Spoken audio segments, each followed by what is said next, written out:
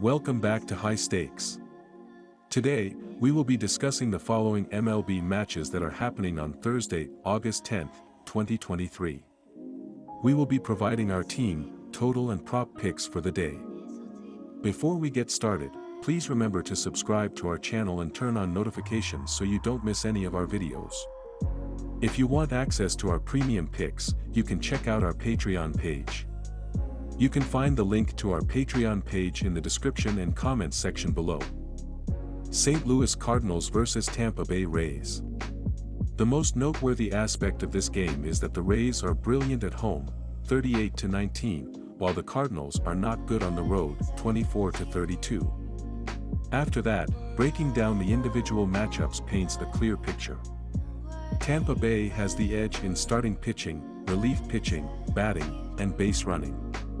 Defensively, these teams are even.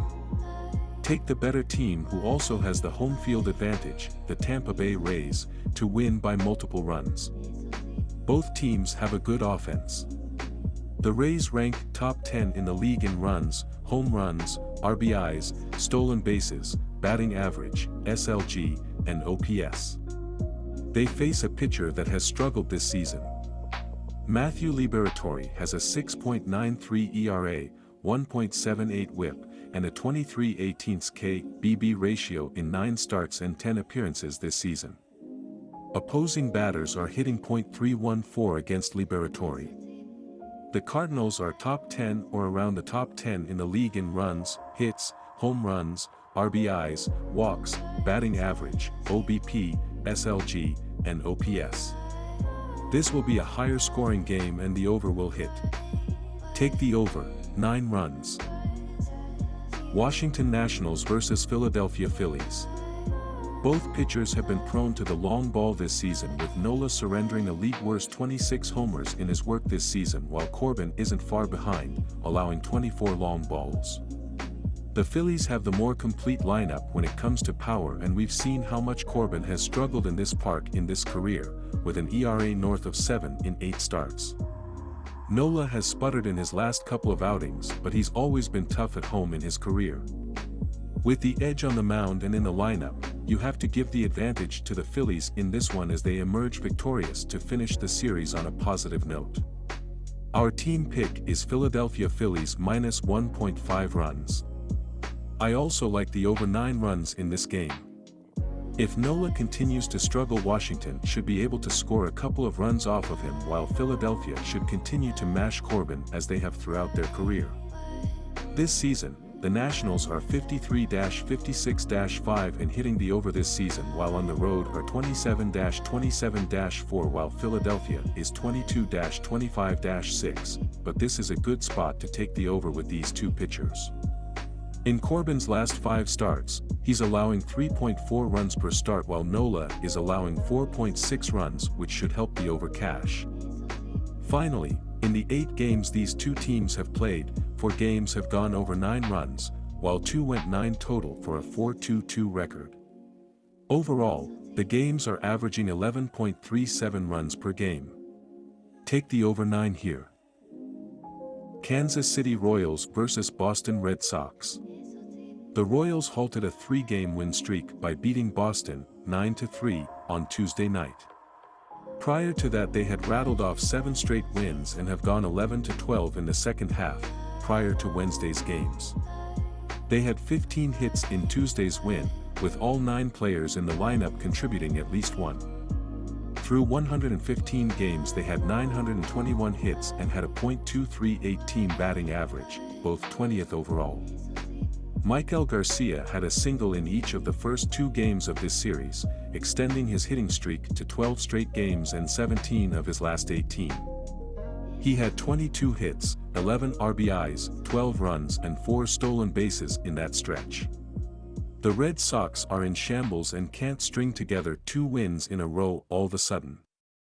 After taking the series opener, they got beat up on Tuesday night and had gone 2-8 over their last 10 games. Pitching has allowed at least 5 runs in 6 of their last 8 games and running their team ERA to 4.40 through 113 games, the 13th highest mark in the game. They have given up 145 home runs, 8th most, and opponents are hitting .257 against them, the 7th highest mark overall. Paxton looked bad in his last outing, giving up 3 bombs against the Blue Jays. He has now allowed 12 home runs over 14 starts this year. The offense has been doing the team any favors of late, scoring 3 runs or less in 8 of their last 11 games. They are still 4th overall with a .261 team batting average, and their 552 runs over 113 games were 9th most. Rafael Devers is 4th in the AL with 26 home runs and tied for 4th with 79 RBIs. Over his last 11 games he has just 1 homer and had driven in only 3. Lifetime he is hitting .269 against the Royals with 7 home runs and 26 RBIs over 30 games. The Sox are 2-8 over their last 10 while the Royals are 7-3. Early in the season this would be a no-brainer, but the way Boston has played should be extreme cause for concern and caution when it comes to betting on them. Paxton got beat up badly last time out and he hasn't looked particularly sturdy over the last month plus. He has a 5.40 ERA in his last 5 starts and teams have hit .287 against him. Kansas City's offense showed their teeth on Tuesday, and they are definitely trending up since the All-Star break. Young, but now with a little bit of bite, I like for them to take advantage and leave Boston with at least another win here. Take the Royals with the money line. The over is 7-3 in the last 10 meetings between these two. The same for Kansas City over their last 10 as their offense has been putting up a decent amount of runs of late. However, Boston has split their last 5 totals and Paxton's last 2 starts have both landed under, including his last outing which also had a 10.5 total on it and finished with 10 runs scored. I think this is one of those meetings, where one team gets close but the other keeps us sitting under. Boston is that team in this game. Their offense is meek, with maybe a couple of reliable bats on any given night. Take the under 10.5 runs. Colorado Rockies vs. Los Angeles Dodgers. The Rockies are in last place in NL West Division and the team made their rebuild official at the trade deadline after parting with veteran first baseman C.J. Cron and outfielder Randal Grichuk to the Angels for prospects. The Rockies head into Los Angeles after battling NL Central Division leading Milwaukee to start the week. The Rockies split the first 2 games of the series, including a 7-3 win in 10 innings on Tuesday night. On Wednesday night in the series finale, the Rockies went to extra innings again, but this time they fell 7-6 to the Brewers after heading into the 10th with a 1-run lead. The Los Angeles Dodgers are making their annual push toward the playoffs with the hopes of winning their 2nd World Series title in 4 seasons. They added depth in the rotation and bullpen at the trade deadline and are seeing the return to health of several key players as the season pushes toward the final stretch. LA comes into this series after a brief 2-game series with the Diamondbacks in Arizona. On Tuesday night, the Dodgers rolled to a 5-4 win behind another big night from MVP candidate Freddie Freeman. The Dodgers have not officially announced it, but all signs point to the return of multi-time Cy Young Award winner Clayton Kershaw returning to the Hill on Thursday night. Kershaw has been out since June 27 with a sore shoulder but appears ready to make it back to the rotation. Kershaw is in the midst of another stellar season in 2023. He is 10-4 in 16 starts including 11 quality starts thus far. Kershaw has allowed 76 hits in 95.1 innings pitched with an ERA of 2.55. He has a K/9 rate of 9.9 while his WHIP is an impressive 1.05. With the nearly 2-month layoff, Kershaw will likely be on a pitch count Thursday night. Even with Kershaw likely on a pitch count, this should be a one-sided affair on Thursday night. The Rockies lineup has been depleted with the departures of Cron and Grichuk, and this was already one of the worst road-hitting teams in baseball. Kershaw, while he assuredly will be somewhat rusty, has always been a solid control pitcher, so 80 pitches should get him into the 6th inning at least in this game.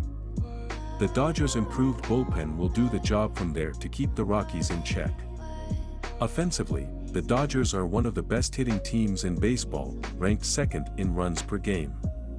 They are also second in home runs per game and should be able to flash their power against a suspect Rockies pitching staff. The Dodgers are hitting nearly .280 in their last 10 games and are also 4-1 against Colorado this season. Take the Dodgers with the run line. Ty Blach will make the start against the Dodgers in the series opener on Thursday. After coming out of the bullpen in his first 7 appearances, the lefty has made 3 consecutive starts. He is 0-1 in those 10 appearances thus far this season.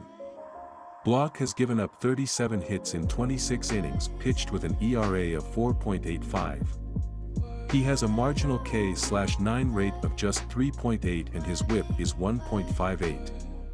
The Rockies have been able to stretch out the left-hander over the course of his 3 starts.